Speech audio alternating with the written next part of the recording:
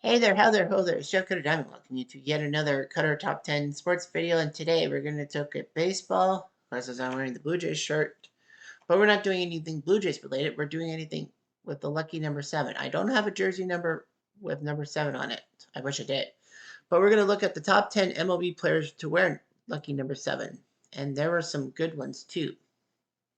So here we go. And by the way, none of these, actually, one of these guys played for the Toronto Blue Jays in their career, only one. Number 10 is J.D. Drew. No, it's not like a creative character I did, but no, J.D. Drew. He was a top prospect coming out of college in 1997, but he wanted to play for Philadelphia, but him and his agent Scott Boras wanted a $10 million contract. They said no, bite me and all that. So J.D. Drew ended up going to St. Louis, second draft and all that. And then when Drew came back to Philly to play for the Cardinals, well, Cardinals versus Phillies, fans would throw batteries at him and all that. Philly fans, am I right? But anyway, J.D. Drew kind of got into a lot of scraps. And the good news for J.D. is that he actually ended up winning a title with the Boston Red Sox. So that works out. Number 9 is Joe Ducky Medwick, 1930s. So baseball, if you watch the stuff and you read up on it, from 1901 to 1929, there were no numbers on the back of players' jerseys. None. You would have to remember them by facial features and all that. I wonder if there were some imposters to take over other people's uniforms. Probably not. But yeah, Ducky Medwick did his job with the Gas House Gang St. Louis Cardinals and all that. He was number 7 on that team, when he started giving up jersey numbers. So Ducky Medwick could hit and all that. In 1934, he actually had a famous play in which he slid into third base and slid into Marv Owen, the Detroit third baseman, and the fans were upset and pelted Medwick with garbage. So much so they were risking a forfeit. But the Cardinals decided to just dump Medwick off for somebody else. They still won the game 11-0. It would be funny because the forfeit would actually be a smaller margin of victory in a game 7, 9-0 instead of 11-0.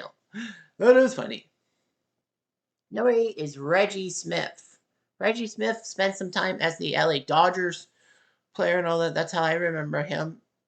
But of course, doing research, I found out he was a good number 7, and he was a great player in the 60s for the Boston Red Sox. The Red Sox were struggling in the 1960s after Ted Williams had retired. And in 1967, they were given like massive 100-1 odds to win the AL pennant. They need to win the AL pennant to make the World Series. Unfortunately, though,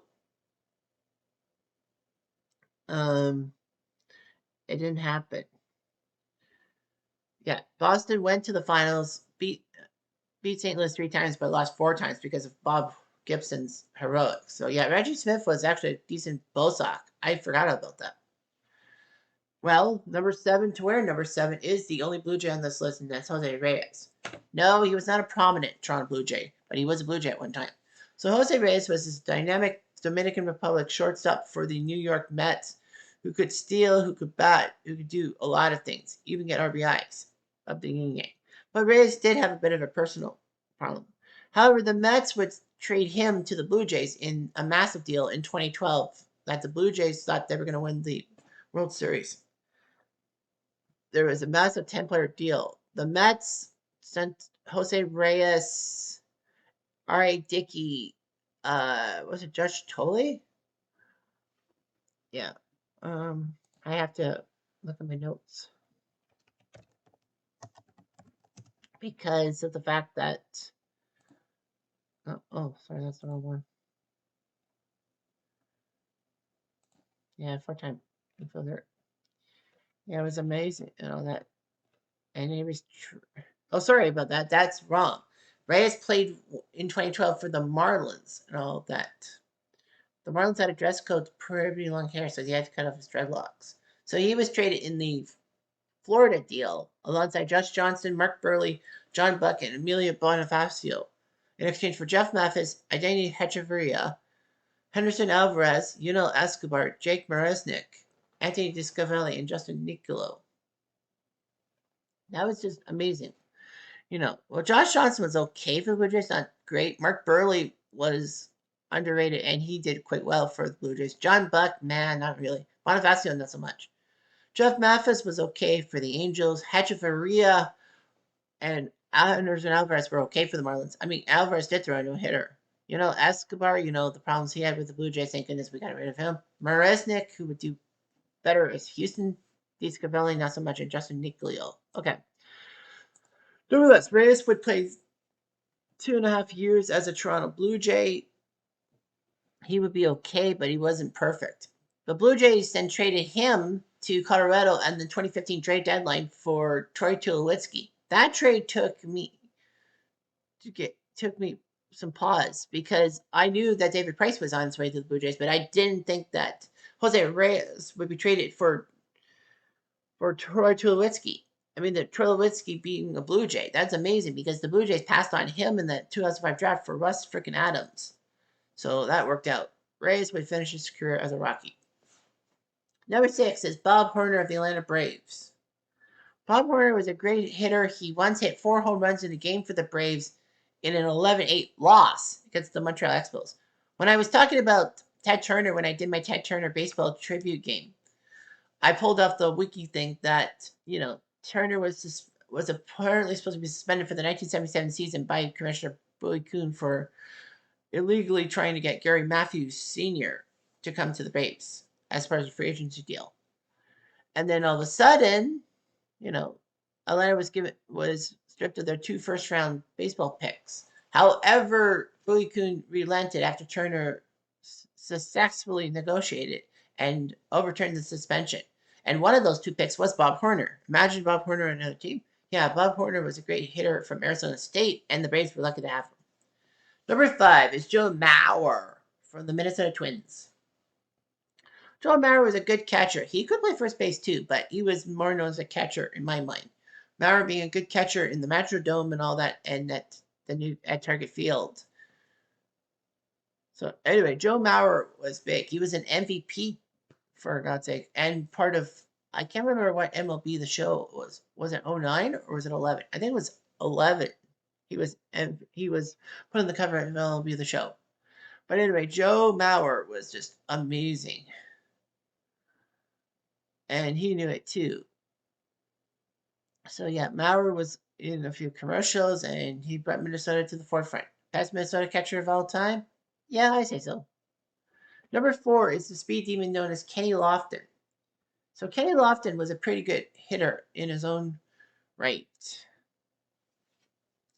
But he was known as the speedster. People associate Kenny Lofton with the Cleveland Indians, and they would be right. In 1996, he would make a famous catch in which he actually planted his foot on the little ledge that was just there, like on the fence, like just below the Cleveland bullpen, and then he would end up catching a ball that way. Kenny Lofton actually started off life as a Houston Astro. People forget about that. He was good. He was second in the NL Rookie of the Year voting because Jeff Bagwell just had to have a good year himself. So yeah, Lofton was traded to Cleveland in a massive trade, which Eddie Tomlinson and a few other players were in that deal. Kenny would be a Cleveland guy, but he would spend massive times with the Yankees, the Cubs, the Phillies. I say Texas, but I'm wrong. Back to Cleveland a few times, the White Sox. Yeah, he would be a well-traveled guy past 98. Almost playing for a team every year. One team every year. It's like, wow. Number 3 is Pudge Rodriguez, a.k.a. Ivan Rodriguez. Pudge Rodriguez was a good catcher. He was young. Texas brought him up from the minors quickly. He actually got married the day of his first major league game. They got married. Him and his wife got married in the afternoon, and then in the evening, he was playing for the Texas Rangers. He was a pretty good catcher. He was one of the best defensive catchers of all time, with many years of him getting above 50% of base stealers. People were actually afraid to run on him. But his hitting was good too. He did win an MVP for Texas. And, Pudge was good. Texas had that ballpark in Arlington, which was good.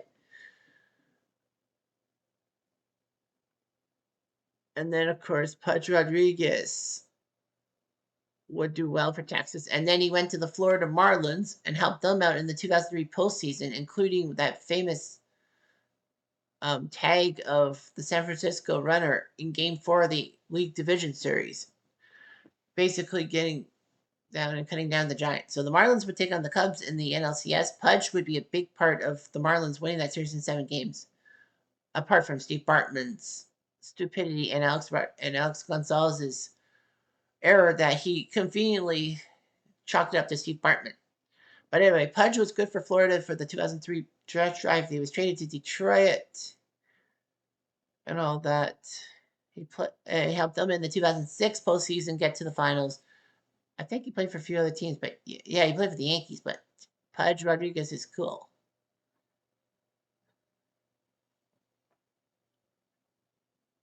Number 2 is Craig Biggio of the Astros.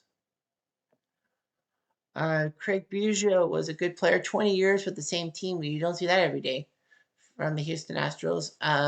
He used to be a catcher. People forget that Biggio actually was a catcher before he was a star second baseman and a part-time outfielder. But yeah, Craig Biggio started up behind the plate, and then I guess because of his knees, he went to second base and was good. The Killer Bees with Berkman and Bagwell in the late 90s at the Astrodome. Soon to be Minute Maid Park, of course. But yeah, Craig Biggio did his job. He was pretty good. 3,000 hits as a Houston Astro, which was pretty good and all that. Of course, famously, he got his 3,000 hit, which was a single, but then he greedily went to second base and got cut down. But yeah, Craig Biggio did his job for the Astros and could have won a ring in 2005 if it wasn't for the White Sox, team of destiny. And finally, numero uno is, well, what everyone's number 7 should be. Mickey freaking Mantle of the New York Yankees. Is there any other number 7? Not even Duke Snider. Duke Snider wore 4. Willie Mays wore 24. But yeah, it was always Mickey, Willie, Mickey, and the Duke. But yeah, Mickey did his job. Coming from Commerce, Oklahoma in 1951, he had a good rookie campaign, helped the Yankees win the World Series against the Giants. Unfortunately, though, that would be terrible as Mantle actually stepped on a sprinkler head in center field of Yankee Stadium with that 450-foot center field configuration. It would actually hurt his knees and all that for much of his career. He was injury prone, unfortunately, and that cost him dearly at times. Mantle was good in the postseason, like in the World Series when he had to be.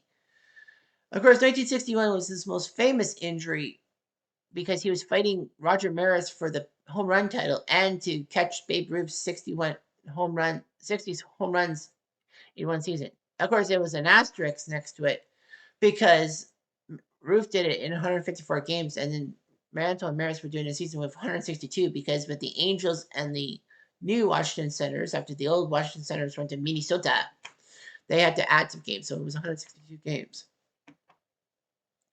So that was that, and